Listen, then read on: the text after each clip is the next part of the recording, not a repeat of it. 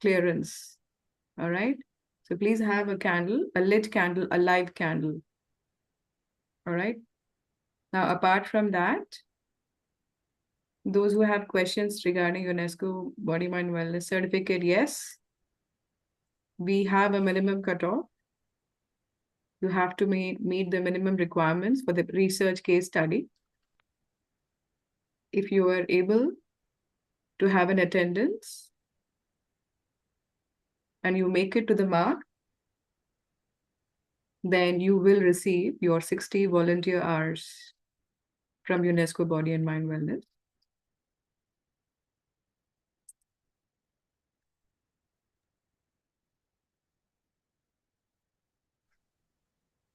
What are the synonyms for chakras? Please show the subtle system and one of us will go over it. Sadhya, you want to answer? Yeah.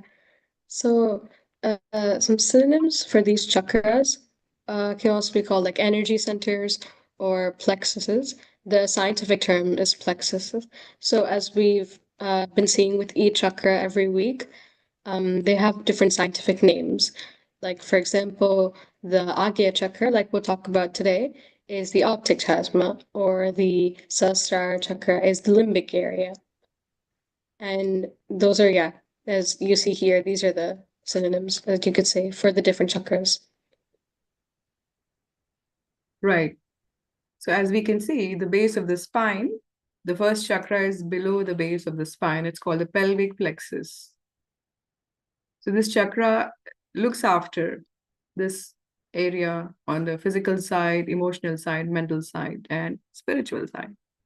Then the Swadhisthana, which is at the lower part of your spinal cord, you can say the lower abdomen, below the lower abdomen, and that's called the Arctic plexus. And then it is solar plexus behind your navel. That's the Nabhi chakra. All right, it has 10 petals. And the next is the Anahat, which is the heart chakra, or we call it the cardiac plexus. The sternum bone that is in your spinal cord. All right, you can say that is the one just behind your center part of the heart. And then the Vishuddhi, which is your cervical plexus. At the base of your neck, in your spinal cord, you can see that's where your cervical plexus is. And the Agya and Sahasrara is the limbic area. All right. What is the next question? Where do vibrations go when released? Released from us, you're saying? See, here's the thing. Vibrations is nothing but now, it's a new language. Once your Kundalini rises through your central nervous system, what we said, when it pierces your limbic area, you start to feel a cool or a warm breeze on your hands, on your fingertips, on the top of your head, also on your body. And then this cool or a hot breeze is called vibrations. So basically, your spirit, that nucleus inside of you, which we say it's in your heart, is interacting now with you at a different level, a new dimension. So these vibrations basically encompass, they do the whole thing. We say it's the power, the energy that does all the living work. Now, if you see, we see the seasons change, we put the seed in Mother Earth and it sprouts, the flowers come, the fruits come out. We take it for granted. But how is it done? It's a living force. How does your heart beat? Again, there is life. So all that is taken care by this higher power. That we call it the divine or just the all-pervading power. So now what happens is when you connect with your nucleus, which we call it that spirit, for the first time, we see you're interacting. Now, different fingers in your hand represents different chakras, different energy centers, different plexuses of your body. You can see this is like the roots of your body. Now, when a tree, something goes wrong, you can't fix the branches and the leaves. Go to the roots. You nourish the roots and the tree starts to blossom. You put all the manure, you put all the fertilizer and your tree starts to bloom. Similarly, within us also, these chakras, these plexuses are your root system. So when you meditate, what happens is these vibrations starts to interact with you. If you have So interact means what? It's communicating now. When you feel a cool breeze, that means your Kundalini has risen and you are connected to this. Your chakras are integrated. They have all come into balance. Otherwise, they are all somewhere hanging because of our anger issues or imbalances in our mental emotional side. You will see that there is disintegration. There is some kind of a pendulum movement, we say. You're too emotional, you're sad, you're unhappy, or you're angry, aggressive, things like that. So these vibrations, they communicate, they start to communicate with you. You know where you are. If it is hot, is a tingle, it means what? It means there's a block. We call it a catch. There's a catch in your chakra. This is a new term today you're learning. There's a block, there's a catch. So your Kundalini is communicating by giving you some kind of a heat or a tingle or a prick or heaviness. All that shows that there is a block. Okay. So hot vibrations, cool vibrations. Hot vibrations, again, it's like the red light. Stop. Your Kundalini has stopped somewhere, saying that there's something wrong here. Like, say, we talked about the heart chakra. Heart is about love, compassion, feeling that unconditional love. And it is this little pinkies it represents. But if you feel a heat, a tingle on any of these fingers, it means it is showing a symptom that something is, some energy is lacking here, or you lack that quality. There is anger, or you have some disintegration somewhere in your heart chakra. And that's why your Kundalini is trying to help you. That it also means she's trying to nourish that chakra. Okay. So again, these vibrations will help you diagnose, communicate, know where you are, what's going on. So it's like developing a new awareness, as we say, a new dimension. You can find out now what is going on with you and you can correct yourself. So you become your own master. You are your own doctor. You are your own teacher. All the knowledge is within you. So all you need to do is practice, meditate every day. And as you keep meditating every day, you will see you'll start to develop more and more. These vibrations you can feel anytime maybe you are going to school, you can start feeling it. You are in a class, your Kundalini can come up. You're talking to somebody, you're doing something interesting, or something. Sometimes, if you're not in a right place at the right time, there can be heat felt in your ears, and then there is more on your hands, and you know that, oh, your Kundalini is telling you something. So you want to just start, you then immediately become alert. You start to see that, oh, I better be more in balance. Then you want to learn, how do I do it? Okay. What is the most powerful chakra? Who wants to answer that?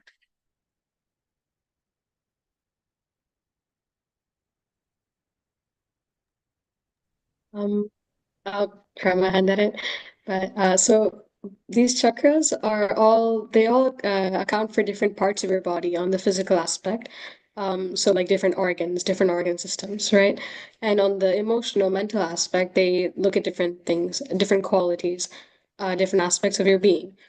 So I wouldn't really say there's like a one chakra that's the most like powerful, but the Sahasrara chakra, as we'll talk about today, the seventh one, this lotus that you see on the top of the head, this is an integration of all the other chakras. It's an integration of all the qualities of your entire being. That's why we say keep your attention on the top of your head when you meditate. Um, so this is in a way a very important like chakra. Um, yeah. Very rightly said. You can't really say, is your left hand more important than your right hand? It's all important. But yeah, in today's times, you can say Sahasrara Chakra. Yes. Sahasra means thousand in Sanskrit. And your brain, if you'll see, interestingly, there are 1,000 nerves. And this limbic area, that's when this new awareness, when the breaking opening of this chakra has taken place, you can say that you start to feel this new awareness. You can talk at this level. Which chakra helps you the most with your studies? Yugansh.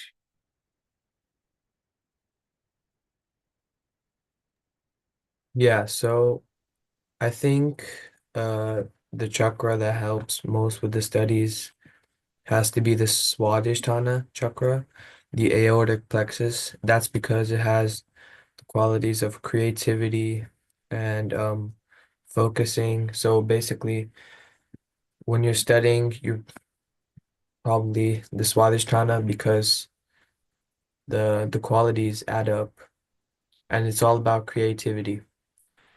So if you have a strong Swadhisthana chakra, then you can do well in school. You can focus really well uh, in school or outside of school, anywhere pretty much. That's right. That's right. Definitely. Swadhisthana is the chakra for learning.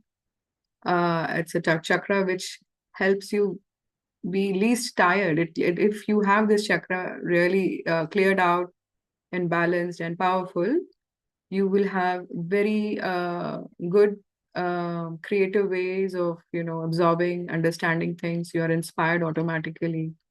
The way you find solutions, the way you think, it changes, because also the same chakra in the back of your head. So all the seven chakras also are represented in your brain. And as Sadhya said again, the Sahasrara chakra, this is the culmination. So all the chakras are actually also associated in your brain. So both Swadhishthanas, the left and right side, are represented here in the back of your ear. And you will see that it plays a very important role to keep you focused, to keep you relaxed, to keep you going without being tired. Can I add? Yes, please, go ahead. So one of the most important functions of this chakra, the Swadhisthana chakra, as you guys said, it helps you. But how it helps us, we should understand very clearly. If you remember, for the Swadhisthana chakra, we said it covers all the organs. It removes the heat from all the organs like the pancreas, the liver, the spleen, all these. It collects kidneys and gets it out of the system, the heat through the liver. And apart from this, one of the most important functions of this chakra is to convert the fat cells into gray cells. So if you see on the right channel, the yellow line that you see, it moves from, it begins at the second channel, that is the Swadhisthana chakra, and then goes all the way up. The left channel starts from the first chakra. So the primary function of this chakra, as I said, is to convert the fat cells into the gray cells. And if this chakra is strong enough, then you will see that your processing, as they call it, right? You'll be able to process more with your attention. So if this chakra is clear, it'll help you not only assimilate, grasp, whatever knowledge is there, because this chakra also is a seat of knowledge on the left side. So it plays a very important role in your studies. Another thing you have to remember with this chakra is that if you overthink, like if you're worried about the future all the time without actually putting any effort into how to do it properly in balance, it'll exhaust your right channel, and slowly you'll develop diseases like diabetes, which is very common in today's times because we use most of our jobs are related to the mental faculty, not so much on the physical side. So we're excessively using this function of converting the fat cells into the gray cells. So the other functions of taking care of the pancreas, the liver, the spleen is neglected. So when our Kundalini rises, when you meditate every day, when you bring your Kundalini to your Sahasrara, what happens is it nourishes this energy center. And no matter how much workload you have, if you're able to nourish this chakra, you would be able to do your work in, I would say, in my own experience, the same work can be done in shorter time and with much more efficiency and much more quality of work, I would say. So this is the benefit of keeping this chakra very cool. Thank you for that. Can I add something for the Muladhara chakra also that helps studies? Go ahead, go ahead. Yes, please. Yeah, and also the Muladhara chakra that helps, to give you a good memory. Like if you study, you can remember for a longer time. So that's a very, very important chakra, the first base chakra, the Muladhara chakra, that gives you innocence and the joy. So always you might be like, hey, I'm not feeling joy with a lot of things around. But like, as a child, like, if you see child, he will play with anything. Like, you give him a toy, if just a 1 year old, with that toy he will, or if there is something else, like he play with that. So he finds joy in whatever is available. He makes like, his life so happy. So that's what the quality that, in a sense, that can come back, though you're now coming to adolescence. Still, you can keep your own joy, which is when you were a child, that you used to enjoy with everything that is around. So that can come back, and at the same time, whatever you study, that you can remember. It's a very important chakra, especially in your age, that keeps you in complete balance. Thank you. Thank you for that. Which chakra helps you most in your communication abilities? Omkar, please answer that. Yes, so the communication abilities are controlled by the fifth energy center, which is the Vishuddhi chakra, which is the throat. So that goes well with the communication naturally. And the other chakra would be the heart chakra, gives you the confidence in your communication. Um, and also the Vishuddhi chakra in general is your sense of community, how you interact with others. It's also the sweetness of your communication. So it helps you have better relationships when you communicate better with the Vishuddhi chakra. That's right. I mean, if you have a fearless heart, obviously you will see that it will express in your personality, in your communication. So beginning from the heart. But you see, again, all these chakras, like you can say, for communication, it is like we are saying two chakras, heart and Vishuddhi. For studies, okay, Muladhara, Swadhisthana. Everything is interrelated. You will see that it's all interrelated. And interesting thing is, when you meditate, what we want to do this week is you to recognize, as I talked to you in the beginning, that there are catches, to know where there are blocks in you. In your mind, maybe you think I might not be communicating something to do with my Vishuddhi. No. But open your hands. Today, you can self diagnose. You should learn this week how to know where you are. How do I know which chakra of mine is lacking? So, the root cause could be a heart where you're lacking confidence. There is some kind of insecurity that doesn't let you communicate, it doesn't let you say the right things at the right time. So, that control you will get when you have a good heart chakra. So, again, mentally, yes, you have the organs, you know what are the symptoms, but do you know where you are? Where is my basic imbalance stuck? So, you can diagnose with the help of your Kundalini, with the help of the vibrations that we use of the photograph of Shri Mataji. So what happens is, at that wavelength, you will understand, you'll have a measurement. Where am I lacking? And how do I fix it? Okay. Next is, in terms of heart health, which chakra would you recommend to focus on? Swayam, would you like to talk about that? Well, for heart health, we would focus on the Anahat chakra, or it's also called the heart chakra, which is the cardiac plexus. And this chakra, it governs all the organs like in your rib cage area, so your heart, your lungs, and your respiratory system, your cardiovascular system, all that is governed by your heart chakra. So if you have any problems with the heart, all of these come from catches, like you're saying, or negativities in the heart chakra or anahat chakra. Anahat chakra. Very nice. Yes. On this, at the same time, heart is again connected. If you are overdoing things, like say, for example, if you're working too hard physically and mentally, and you neglect your emotional side, that also can be a cause of catch or cause of an imbalance in your heart. So once again, it is the heart chakra itself, but it is also connected to other side of you.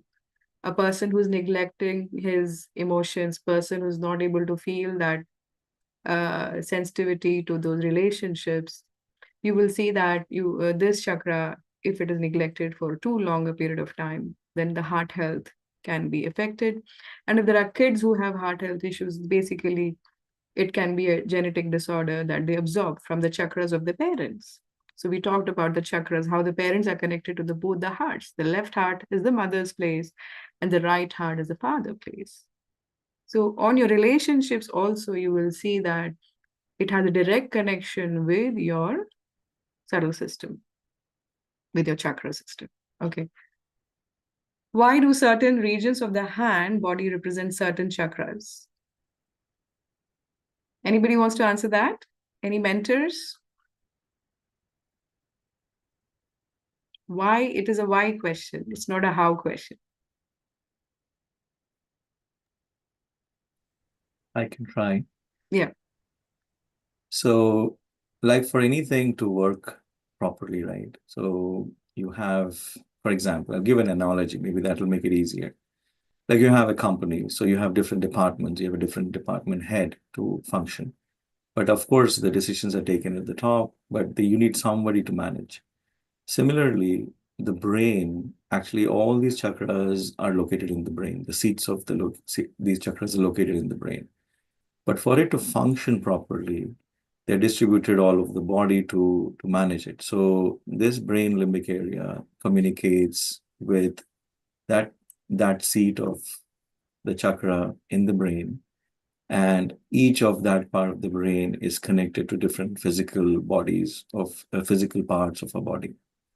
And as we go along further, we'll be able to explain a little more in detail as to how each of the bodies, how we evolved as a human being in the evolutionary process. So just to give an example without going too much into detail, like how the brain has developed. So until the animal stage, we were, the living organisms were on four legs. So, and the brain was flat. That's how it's scientifically also, if you see. But when at the stage of the monkey or orangutan or whatever that stage was, when we raised our head higher, then the brain's shape changed to be more of a pyramidal conical one. And that's when the awareness changed. And that's when the Vishuddhi, like at the neck level, you raise the head. So when we raised, we looked up, right? And that's how we started to develop at the human level this communication system.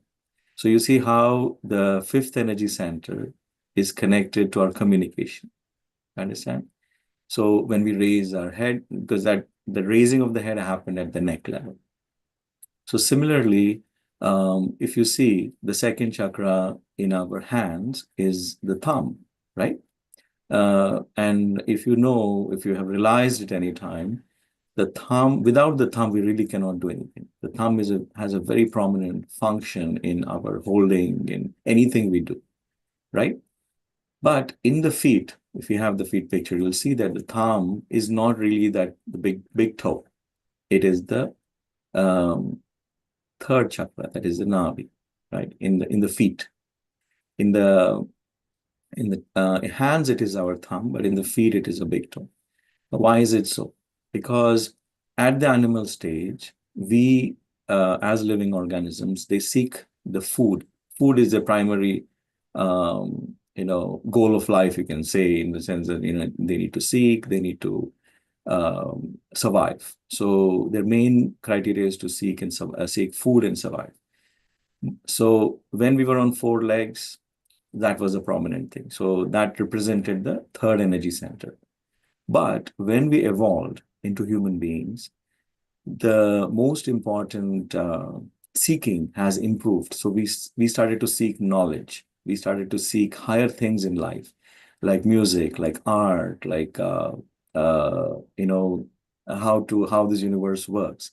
So those started to develop in us, and that's why the prominent finger became the second energy center. The finger, in our hand became the thumb, which represents that seeking. Now, the seeking has moved from food and shelter to a higher thing. That's why in human beings, the thumb became. So, like that, every chakra has a really deep connection with our whole evolutionary process, which includes our physical, mental, emotional, and spiritual movement of awareness among the whole humanity. So, like that, each and everything is shaped. So, it's a very deep question, very good question, Sahil, but it takes a long time to answer. So, I hope I kind of at least satiated your question at the top. Thank you. I think we should now get into the today's topic of Agya and Sahasrara. If you have any other questions, we'll take it at the end of the session. So Yugansh here will talk to us about the sixth chakra, the Agya chakra. Yeah, so hello everyone. I'll be talking about the Agya chakra. So the Agya chakra is a chakra which is inside our brain, and it is connected by two nerves, hence resulting it in the two petals. Basic and the qualities are forgiveness, thoughtless awareness, humbleism, and it is located on the ring finger, which is the ring finger on our hands. And basically, if you have like a catch, like Mrs. Abi told us today, if you have a catch on your Agya chakra, then you can pretty much just say, I forgive, and resulting in result that catch can go away and your Kundalini can go further up and penetrate through. So, Yes, so what Yugansh has very well explained that, the causes of catch of this chakra. How does this chakra get blocked? That it does not allow your Kundalini to rise is if you lack the quality of forgiveness, if you lack the quality of humility, if you just full of yourself, you think no end of yourself, and you feel you're the one who's doing everything, running the show. So you will see that you can clearly feel these two fingers either burning, tingling, or you can feel a pressure on the head and know that there is something that's blocking. This can happen even if you meet some people. If there is any kind of ego, we call that as ego. Ego is me, I, myself. I'm better. I know better. Or everyone else is not up to the mark, finding faults, being critical about everything, having a lot of reactions, is can cause blocks, can cause a catch. So to avoid that, we say just forgive yourself, forgive others also. Okay, so that is one side of Agya. The other side of Agya is having too many conditionings. We call it conditionings, or too much of, like, say, for example, conditioning like what? Like, say, I'm conditioned to eat yogurt every day. Say, for example, I like yogurt, maybe for health reasons. But if one day I don't get yogurt, I will be completely devastated because I'm stuck with the thought.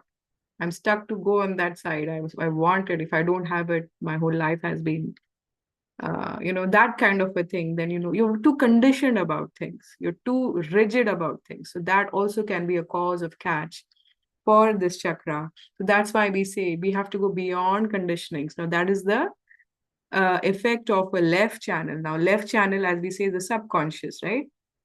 Your emotional side, when it crosses here and goes on the right side, we say that it creates an area of superego, which is nothing but your conditionings. So you like something, you hold on to it, you don't want to grow out of it, then know that that's a conditioning. And if you feel anything on your left hand finger and your ring finger, it indicates that there is some conditioning. There is some kind of a, we say, an attitude of self-pity. It could be depressive, false ideas that I'm nothing, I don't have it, I don't deserve it. When you have such thoughts, know that this chakra can be affected by those feelings. And then that's your left chakra. And the right chakra, the feeling is, oh, I'm everything. I know everything. I'm better than everything. And everyone is wrong in front of me. Nobody knows anything.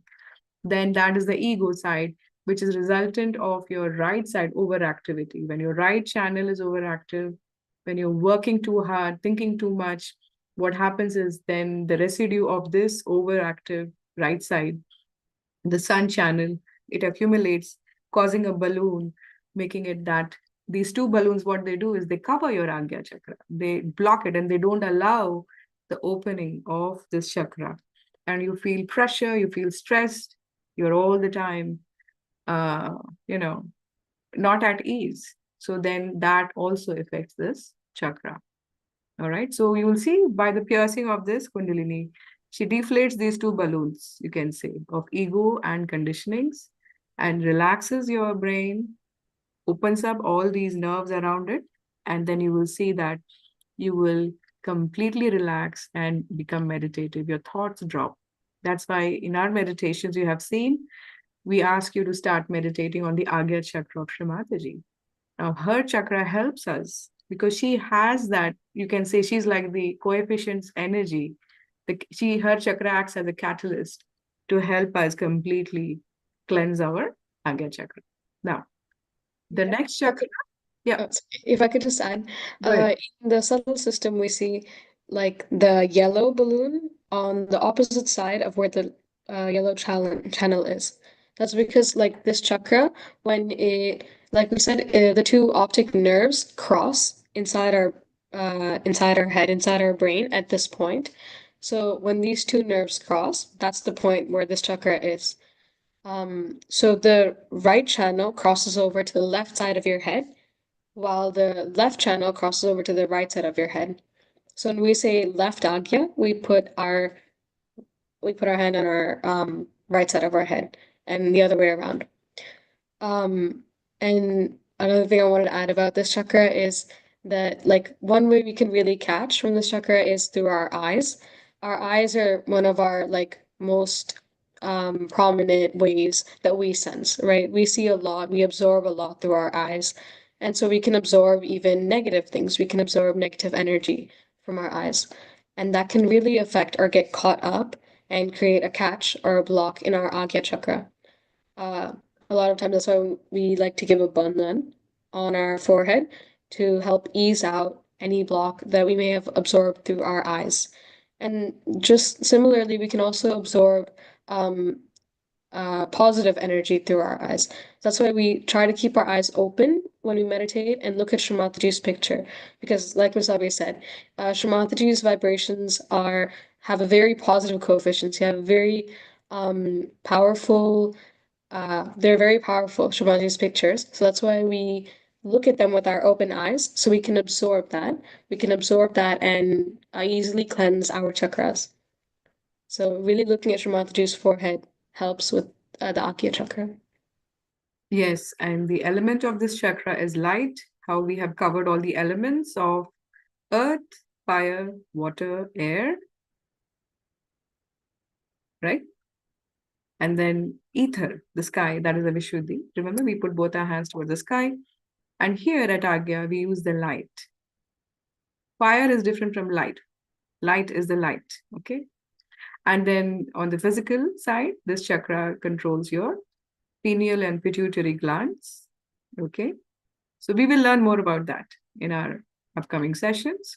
So let us now move on to the seventh chakra, which is the integration of all the chakras. So Sadhya, if you can talk a little bit about Sahasrara, and then we can watch the video. Yeah. So the Sahasrara chakra is the integration, right? Like we said, on our head, in our brain, all the chakras are represented. Like for example, on the back of our head, we have the Muladhara, the side, Swadhisthana, and so on. And so when all these chakras are integrated in the top of our head, on the subtle system chart, we usually see it as that lotus, that like beautiful, like multicolored lotus. And that symbolizes all the qualities that we've been talking about, all the different qualities being integrated. So when the Kundalini rises from the base of our spine and crosses all the chakras, the final stage is when it pierces through our Sahasrara. This this final stage when the Kundalini like breaks through, that's when we say we like get our self-realization.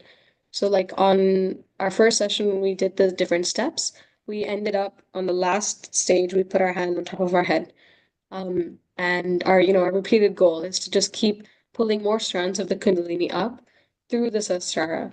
Because through here, this is where we can awaken all these like different qualities that we talk about. Since the Sahasrara is like the integration, everything. Great. Now let's listen to that. Watch the video, yeah. Yeah.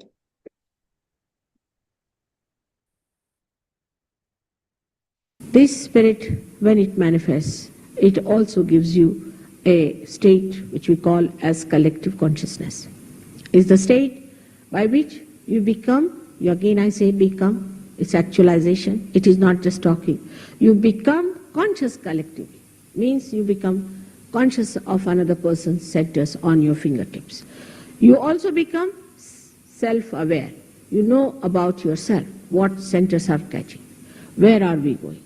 Like a person who becomes mentally upset, he doesn't know.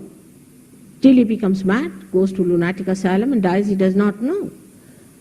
But in Sahaja Yoga, immediately you can find out that there's something going wrong with your mental side. If a person gets into cancer, he might get into the state of galloping cancer, about to die, then he may discover that he has got cancer.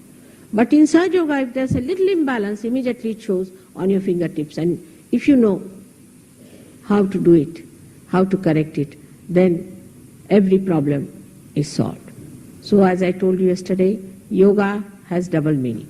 Yoga means union with the divine. That's one. And the second one is the expertise, the deftness, what we call in Sanskrit kaushala. You must have the deftness, how to handle this all-pervading power that is flowing through us, how to understand ourselves, how to understand others. That's an important part of Sahaja Yoga. Now the third thing that happens with self-realization is that you get a state of peace, of bliss, and of joy. When the Kundalini rises above this Agya Chakra, you become thoughtlessly aware. It's called as Nirvichar Samadhi, thoughtlessly aware, where there is no thought in your mind. If you want, you can think. If you want, you can think. But if you don't want, you can be in that state where you don't think. Actually, it's maddening sometimes the way man is thinking, morning till evening, yarns after yarns, useless things, a joyless pursuit. But when this thinking stops, you are above the thoughts. I would say, to give it a simile, that the waves of thought come and go away. Another thought comes and goes away. We are jumping on the cusp of the thought all the time. Supposing we can just get in the center of the thought, that is the present. If we could stop at the present moment, then we are not worried about the thoughts. Like the waves of water, if you are in the waves, you are frightened of that. But supposing you are in a boat, then you can see the waves and enjoy them. In the same way, what happens to you that you jump up to a higher state of existence through which you see the thoughts. If you want, you don't want to see, you need not see. Now the thoughts that you see also are very wide and deeper, where you get inspirations. That's why, as Dr. Warren has told you, that your creativity improves. You can become tremendously dynamic because your time is not wasted in wasteful thinking. You just know this is it. This is the exact. This is what we have to do. And that's how people get rid of many of their problems of mental tensions. There's no tension at all. You don't have any worries. You just see the thing like the witness. You become the witness of the whole drama. When you are in the drama, you think you are a part and parcel of the drama. Sometimes you weep with it and cry with it. But when the drama is over, you realize it was just a drama. I was not there. In the same way it happens to you, that you achieve a witness state. It happens to you. Even if you want to get involved, you cannot. You just cannot get it. That's how you can solve the problems better, because you are away from the problems. You can see what the problem is, but when you are in it, you are upset, full of tension, worries. And sometimes people get so upset with it that they commit suicide when they find no solution. But if you are away from it, then you can definitely solve the problem. Now this witness state has to grow within you gradually with little understanding and with little meditation, which is very simple, which you can do very easily. Nothing has to be done about it. The last center is the center of Sahasrara, they call it, because there are 1,000 petals. 1,000 petals because there are 1,000 nerves which get enlightened. And the light from the flame, as you see in a candle, in the same way, it appears like tongues of flames, beautiful tongues of flame of various colors. You see them opening out. First you don't see, first you become the light. And then you can see it also, that it opens out as a beautiful lotus of flames of beautiful colors. And you stand in between to see that you are there watching all this within yourself. This center has a speciality that all the centers you have seen, the 6 centers, are placed in the head. This is what we call the station of the centers, or the pithas. The centers are working there, but actually their guarding forces are in the head. And when the Kundalini comes up and she integrates you and enlightens the brain, all these centers also get enlightened, and you feel that you are completely integrated. Your mind, your body, your soul all work together. There's no fight. You are extremely restful, you are peaceful, and the bliss you feel actually as physical manifestation. For example, if you want to see something very beautiful, you see something very beautiful and you like it, like Mona Lisa's painting now. Many people go to see that. They don't know what they like about it, but I know what it is. When you watch that, there is no thought. There's no thought. When there is no thought, the creation of the artist in that photograph or in that painting or in any beautiful scene or anything that you see, the whole thing is reflected within you as if it's a ripple-less ocean or a ripple-less lake in which all the surroundings are reflected completely. And then you feel actually physically as if the joy and the peace is flowing down you, like peaceful happening. You feel that relaxation just coming on you. Physically also you feel it, and you feel extremely charmed by that.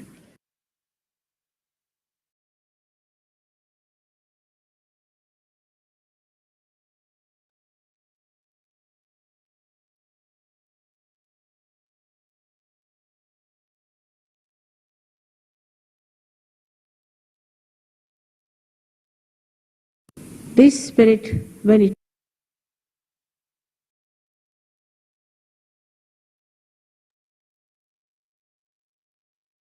Yes, Sadhya, you can now start the meditation. Yeah.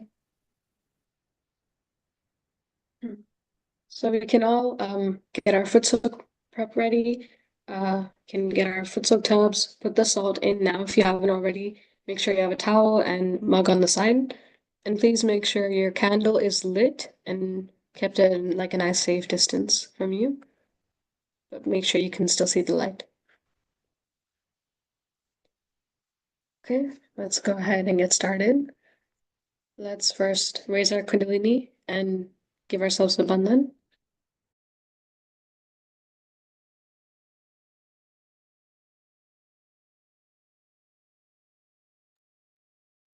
We are a little delayed today due to too many questions, so we'll have maybe a 5-minute delay. So hopefully everyone, please stay on, write your feedback and then leave. All right, so please stay on. All right, thank you.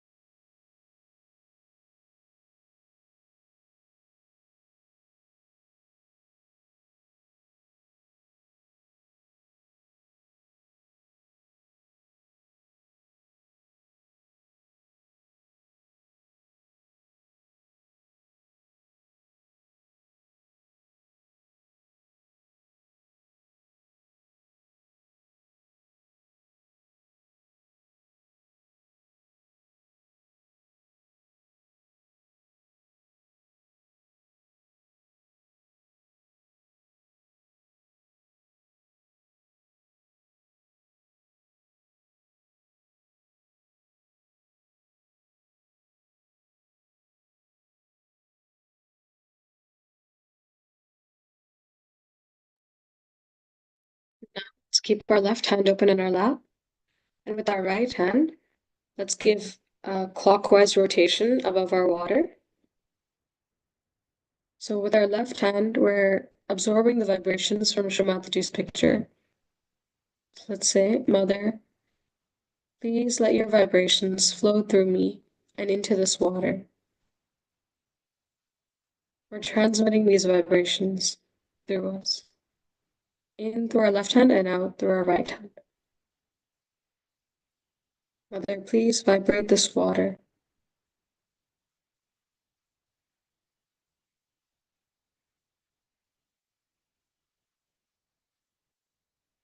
You can actually feel vibrations coming from your right hand and going into the water.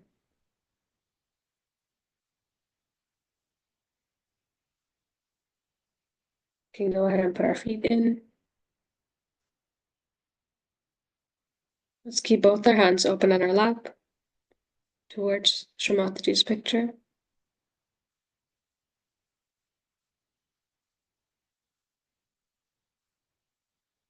We'll just take a moment to push out all the thoughts.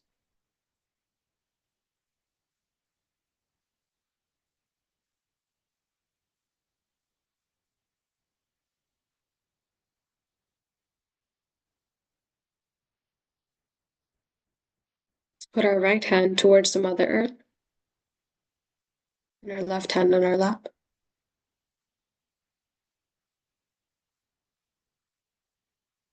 Here to cleanse our left channel, let's say, Mother, please clear out my left channel. Please remove all the negativities, all the impurities, all the imbalances from my left channel. Please let it be absorbed into the Mother Earth.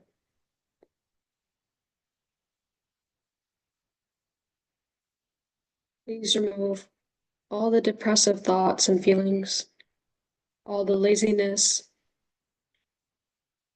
all the thoughts of the past.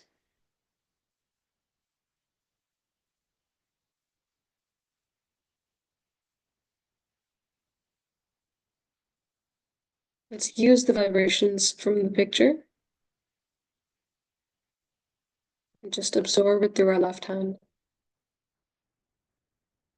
Shramataji, please let us feel your vibrations. Please let us absorb your vibrations into our left channel.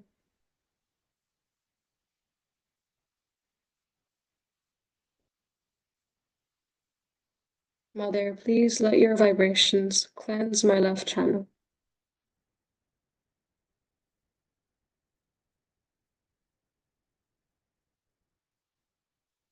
These vibrations can also push out the imbalances. So we can say, Mother, please let your vibrations push out all the negativities into the Mother.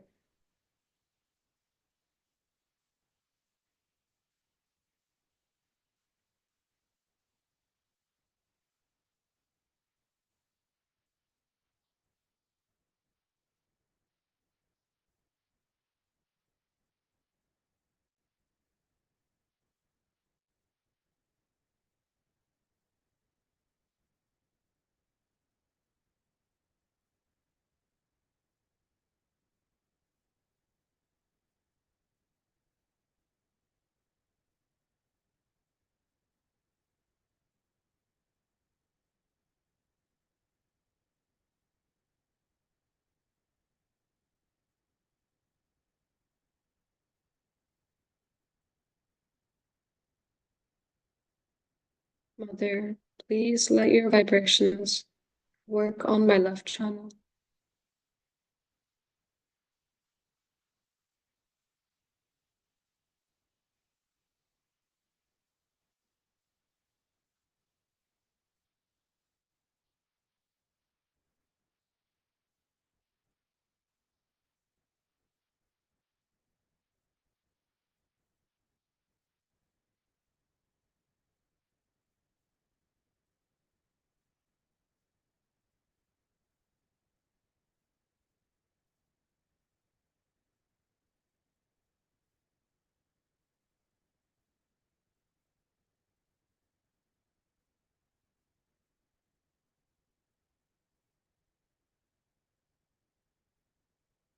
Let's bring our right hand back on our lap and our left hand towards the sky, towards the ether.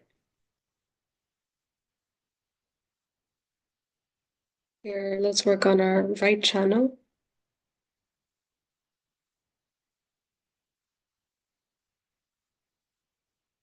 Mother, please remove all the negativities, impurities, and imbalances from my right channel, and please release it into the ether element.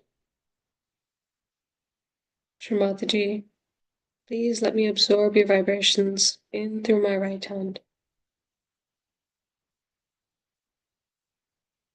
Please let your vibrations cleanse my right channel.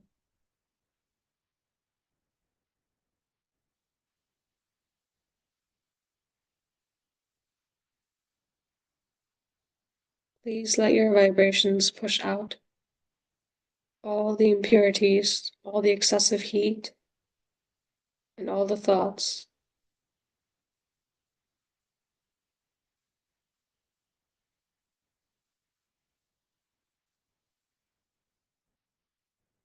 Please make sure your left hand is up with the back of your palm facing front.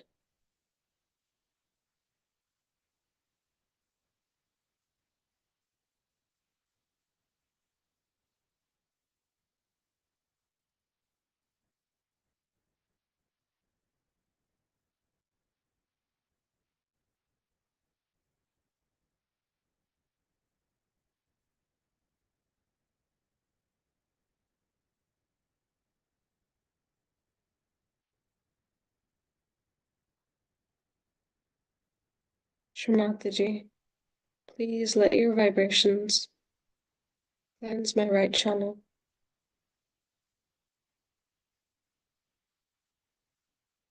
Just keep absorbing through our right hand.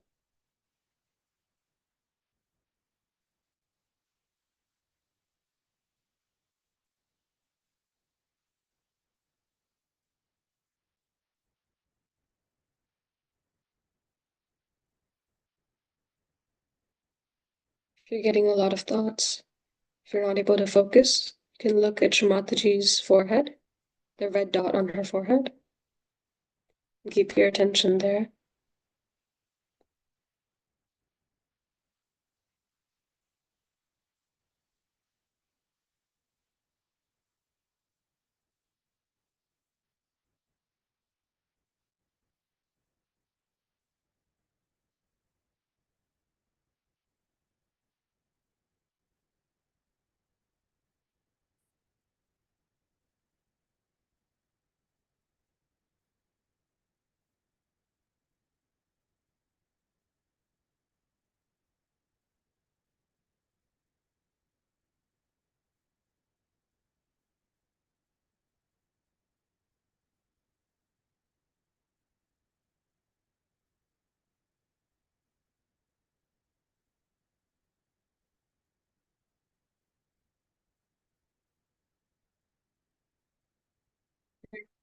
The vibrations in your right hand. Just have patience with it. Don't get disappointed or don't focus too hard with your brain. Just ease your mind and let it happen. Let it work on you. Because we're not doing anything here. It's the vibrations that are cleansing us.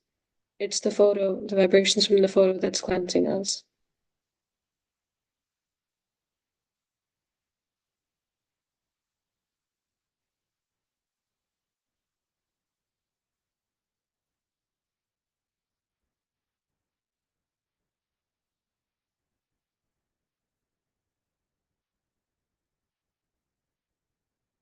Let's just keep our mind humble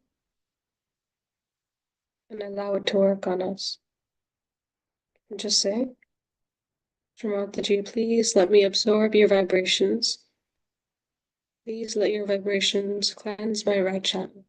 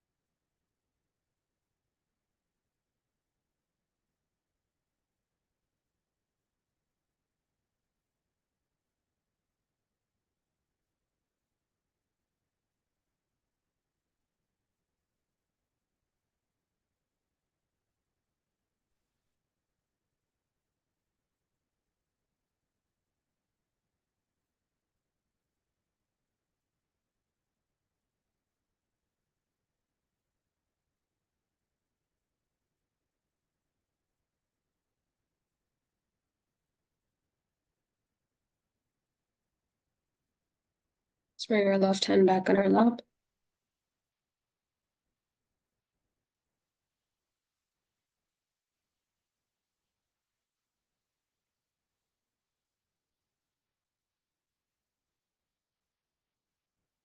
Now let's give a bandhan to our Agya chakra slowly in a clockwise direction.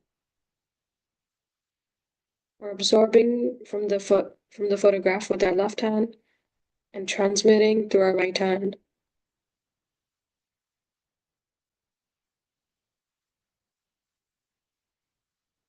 You can look at Shrimataji's forehead, the red dot.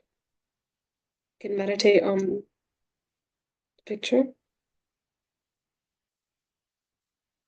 And slowly, after a few rotations, pull it out and put it into the water.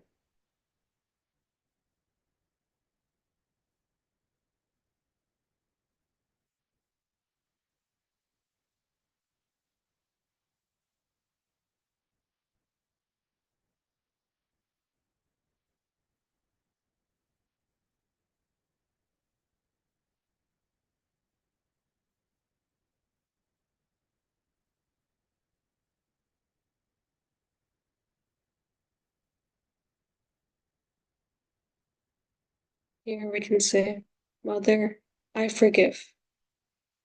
I forgive.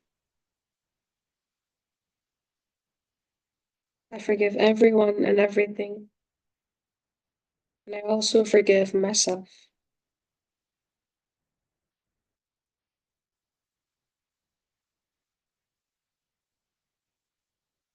I forgive everyone. I'm not greater than anyone.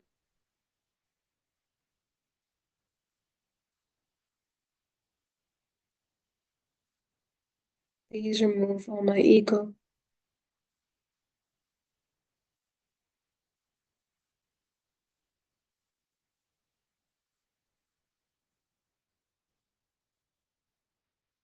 And I forgive myself. I do not self-condemn. I do not self-pity.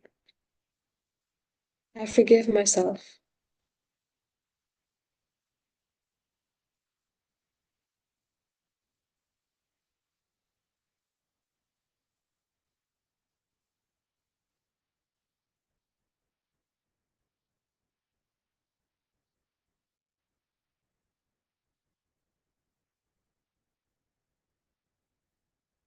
I forgive all my thoughts. Forgive all my thoughts.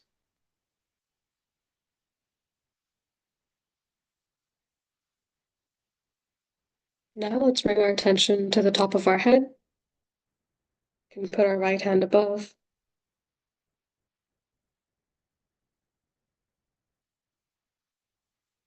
With our complete attention on the top of our head, and see what we're feeling.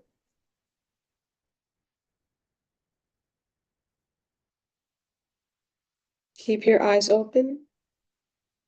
And just try to look at the picture for a few moments without blinking.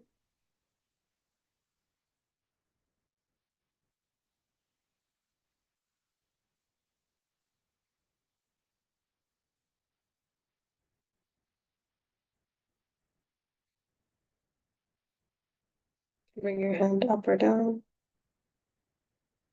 But try to raise it higher until you're feeling it.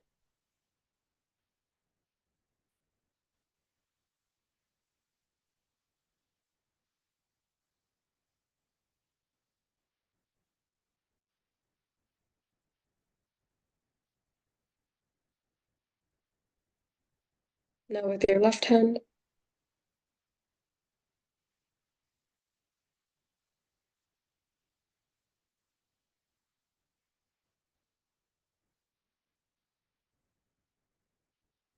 and take your hand higher.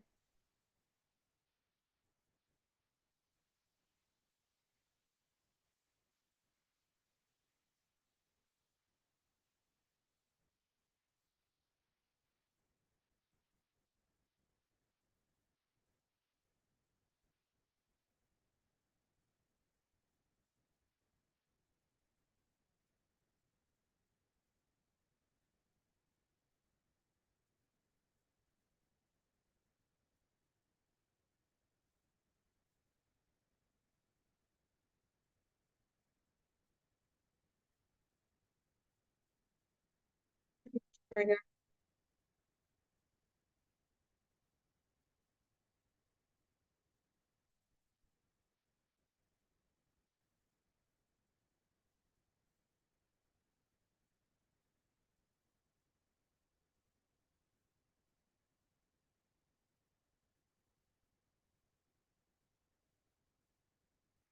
Conclude our meditation with these vibrations in our hands.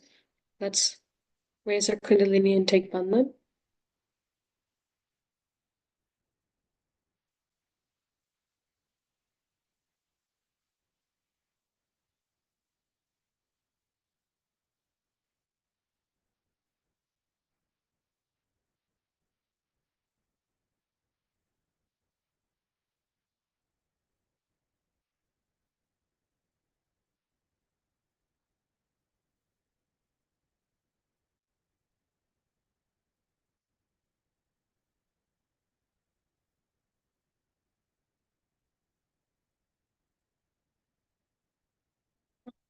Sometimes.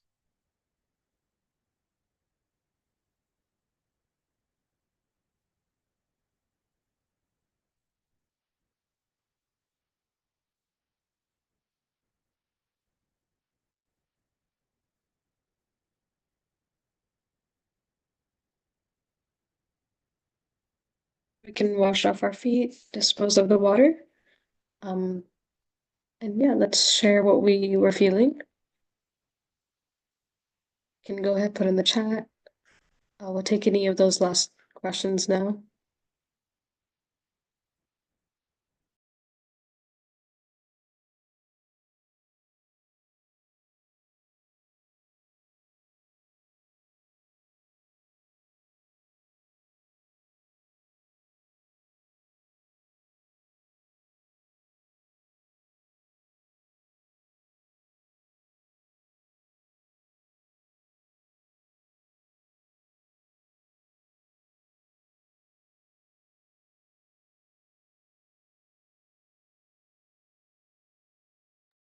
There's a question, should we continue after the 6-week period ends? Yes, we are planning on having something. If we have a good number of students, participants who want to continue to meditate, yes, we want to have something for you.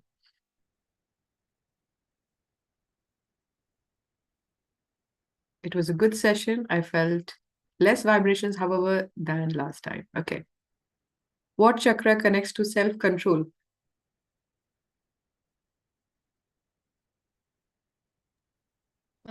The for self-control, the Nabhi chakra or also the void. So the void is, like we said, all around your stomach. That's like another part of the third chakra. This really connects self-control because when we say that once you have a good mastery over this chakra, or once you cleanse the void, you become your own master or your own teacher. That's why one of the affirmations is, I am my own guru, or I am my own master. So you really know what's good for yourself. You only do what's right for yourself.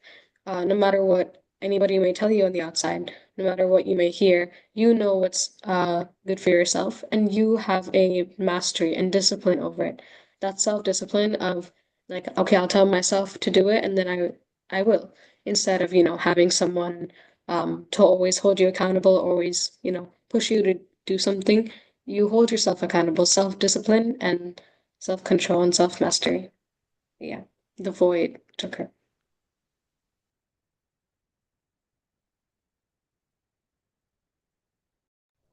I also wanted to add to that that self-control for that, like, fundamentally, if you think about it, when self-control you don't have that, it's usually because you're getting distracted because of something.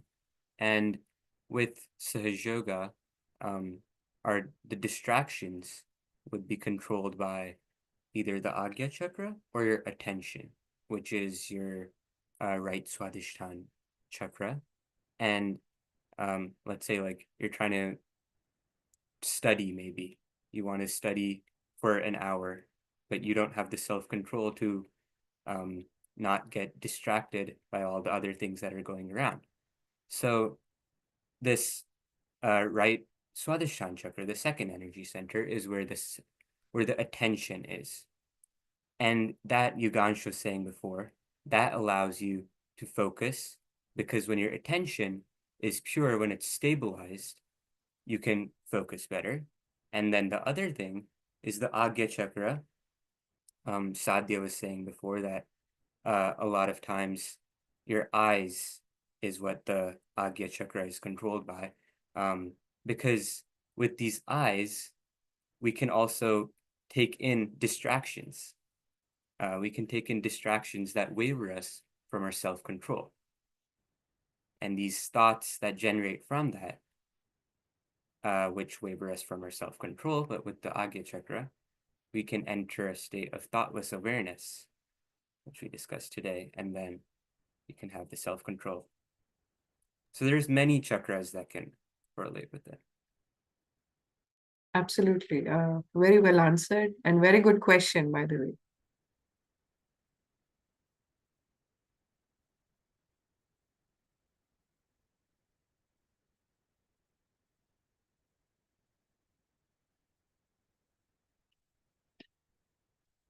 Anything else anybody wants to share?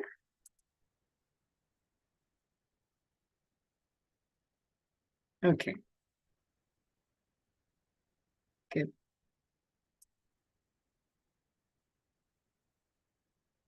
Let's stop the YouTube.